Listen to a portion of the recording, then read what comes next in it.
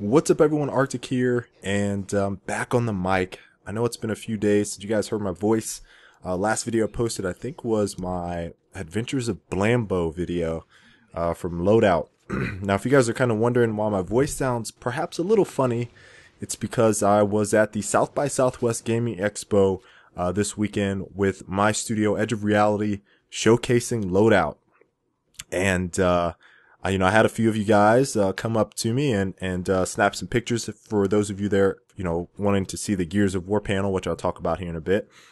So I want to give a shout out to Johnny. I know there was another, I don't know, maybe 3 or 4 guys that came up and asked for pictures, and we talked for a little bit. But I vividly remember Johnny because him and I talked for quite a bit, and he played the game and stuff and said he enjoyed it. And so that was pretty awesome. It's always cool meeting some of the guys who watch my videos and that are Gears of War fans, seeing them at events like South by Southwest.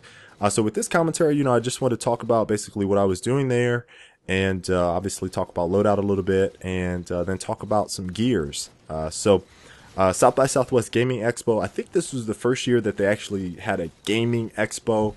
Last year, South by Southwest, which is here in Austin, Texas, by the way, they had a very small, gaming show.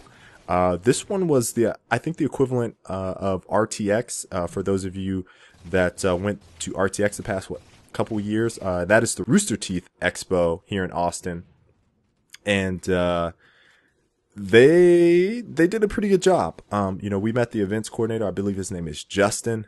Who was super nice dude, man. He had everything that we needed. I believe even one day, it was Saturday, they had a catered breakfast for all of the exhibitors. So that was pretty sweet. I had some breakfast tacos, fruit. I don't know, it was pretty good. So some of the stuff that I checked out while I was there, used to be the Steam Box. I can't remember the name of the corporation. It's like XI3 or something like that. They have this computer. It's literally the size of like a Rubik's Cube. I am not shitting you. If you haven't seen it, maybe I'll throw a picture up here for you guys. It's pretty sick. They had our game Loadout on one of their systems, if you want to call them that, one of their computers. It was pretty cool. I don't know if it would be something for me, but there was definitely a lot of buzz there. They were the booth right in front of us. They had a pretty badass booth babes, all that. They had the whole nine. And then Nintendo Wii, or Nintendo with the Wii U, I should say, was right next to them in the front. And they had a bunch of different little kiosks where you could play different Wii U games. And I actually didn't stop by their booth at all. Walked by a couple times. Again, they had the whole nine, booth babes and people there talking about the game and all that stuff. And there seemed like the Wii U stations in the booth was really busy. There was a lot of kids at this expo. It was a free event. You could just walk in and go have fun, pretty much. Lots of little kids running around. I was really surprised by that. I think parents were just like, oh, we need to relax. We're going to go over and look at something cool. I'm going to let you sit here with the Nintendo and the Wii U stuff, and you can kind of have at it. But it was a lot of little kids there. Let me see. I'm trying to think back. You had Wargaming. IPO was there. That was their last big event of the year. If you guys watched Frag Logic this past week, Skyless and I actually talked about IPO. So, I got to see some of their whole show that they kind of have. It seemed like it was pretty good. Obviously, I don't know the logistics of their business, but it's not here now, I guess. If that was the last show, but like I said, they put on a good show. I enjoyed that. When the League of Legends crew came on, the whole show floor, it seemed was over there watching League of Legends. It was insane. They had people sitting down watching. They had people standing behind. It was just incredible, to say the least. So I was really impressed by the League of Legends show. They also had World of Tanks. showing and playing, and one other, maybe StarCraft 2, I think was the other game that they had playing on maybe Friday and Saturday, and then World of Tanks was on Saturday, and League of Legends was maybe all 3 days, and then the finals was on Sunday or whatever it was. Anyway, it was really packed, really busy at that booth. And then on the other side, they had this BYOC kind of back in the corner right behind the IPL booth. There was an 80 station BYOC for LANFest, and we had loadout on all of those computers. So that was pretty awesome to see, especially on the first day. You walk back there, 80 guys playing loadout. So that was pretty sick. It kind of alternated. When I checked back there, every other day had like Borderlands, people playing Left 4 Dead, Counter-Strike. It was just a whole bunch of stuff, normal BYOC LAN stuff that you guys are probably used to seeing. The rest of the show floor was like, I don't know, like one of the stations that or one of the exhibitors was like this Webb space scope, telescope, or satellite or whatever it is. So like it was like some weird stuff there. Obviously, if you guys don't know, South by Southwest is like really interactive. So you see like mobile games, people making apps for phones kind of there. It's also big on music. Austin is a big time city for music. So you get a lot of live bands kind of showing. We went out, Friday night, Christy and I, that's my girlfriend, went out on Friday night and, saw a couple live shows. I saw Swamp Sauce at one. They're from, New Orleans. Really good show, actually. And obviously a lot of drinking going on, stuff like that. And there was a couple other, I think, I can't remember the name of the band, but on Friday at the actual event, South by Southwest, there was this like gamer band that played, and they did some pretty good covers for some songs, and it seemed like a lot of people were interested in them. I can't remember the name of them. Maybe I'll post it up. I feel bad that I don't remember the name because they seem like they were pretty popular.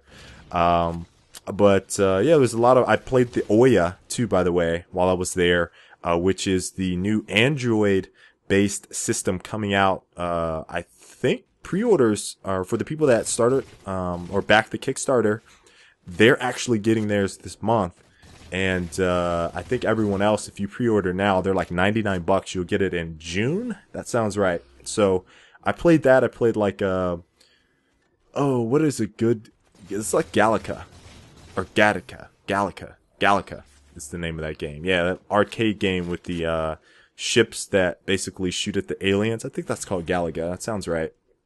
Yeah, so I played kind of like a version of that. It was pretty fun. The dudes that made the game, there's two guys. They're pretty cool dudes. I have this card that gives me a promo to like all of his free games. So I mean, the dude is awesome. Really cool to meet him. And let me see, what else was there? I really didn't walk around a whole lot to check out other exhibitors. I just know that was like in my vicinity. So overall, like I said, the show was really good. I was there for Loadout. I'm going to talk about Loadout a little bit. It's free to play, third-person shooter. I'm sure you guys have seen video. For those of you that don't know, I am actually the community manager for the studio. I used to work at QA, or in the QA department at Edge of Reality. And then I was hired on as the community manager last year. So it's almost coming up on a year now that I've been the CM. And I've gone to pretty much all the events that we've gone to over the past year. We did PAX East last year. We're not going to do that this year. I think they are going to GDC and San Francisco. And, basically I, interact with people, talk with people there. Answer questions. I've done a couple interviews, obviously. I know I I don't think we actually had anyone like press there. Maybe IGN. I think IGN covered us while we were at South by Southwest. But I've done the whole spiel in terms of running a booth, talking with people, demoing the game, and during our panel, which we had a panel on Sunday, the last day. I was the guy I was kind of playing, and I don't know if maybe I answered like one or two questions. So like I said, overall, the experience was really cool. Cliffy B actually, and Lauren, his wife, came by to our booth. You guys might have saw his tweet, for those of you that follow Cliffy, saying that Loadout is a blast. And Lauren, she was just absolutely sick at our game. I was really surprised at how good she was, like immediately. She went on like a 17 kill streak, I think, and went like, I don't know if it was 21-4 or 31-4 in the game. It was pretty insane for a 10-minute demo. I was blown away. So she seemed like she was really digging it, and I was really happy that they stopped by. I talked to them both very briefly, so that was really cool that they stopped by. It seemed like a lot of people really enjoyed our game. I also talked to Peter Nepley from Epic Games. He stopped by our booth, and shortly thereafter, I went over to listen to him and Chris Wynn, who I believe is a producer, sounds right, talk about Gears of War Judgment on their panel. Now, Chris and Pete, they had pretty much all the information that they gave, I pretty much knew. The only cool thing I think that came out of that was Wes Phillips, who's one of their PR guys, said something about the Reaper skin and abilities. So the Gears Reaper thing is like trending. I don't know if it's trending on Twitter, but I've seen the hashtag kind of pop up. I think Gold Glove might be leading with the number of people that have nominated him for the Gears Reaper thing. But basically, the article, which I put down in the description from Epic Games site, it's just going to highlight a community figure that, you know, posts up a lot of stuff. It's kind of like an extension of the Epic Gamer, but posts up a lot of content that contributes to the community, to benefit the community. And they're going to do this on a week-to-week basis. So you get the Reaper skin, which kind of looks like maybe like the Grim Reaper, but like a ghost. So it looked like he was floating in the picture that I saw. And you get some special abilities, which it seems like it makes you harder to kill. I don't know what that means. But if you manage to kill the Reaper, then you get a medal. And the Reaper will also get a skin, a weapon skin. I don't know if it's for the duration of the time that you're the Reaper, for a week, or if you get that permanently. So like, I hope it's permanent, so that all the players that become Reapers will have a permanent, say, medal to take away, or so to speak, a weapon skin from that experience. So, like I said, I don't know if you have to vote on Twitter or whatever, but you put the hashtag Gears of Reaper in there, and then basically you nominate people. I think I voted or nominated Brutality. She also does some Gears stuff. Maybe a couple of you guys are sub to her. I'll put her channel down in the description, so you guys can check her out. But she does a lot of interesting stuff. So yeah, that's pretty much it. Like, I went to the Gears panel, enjoyed that.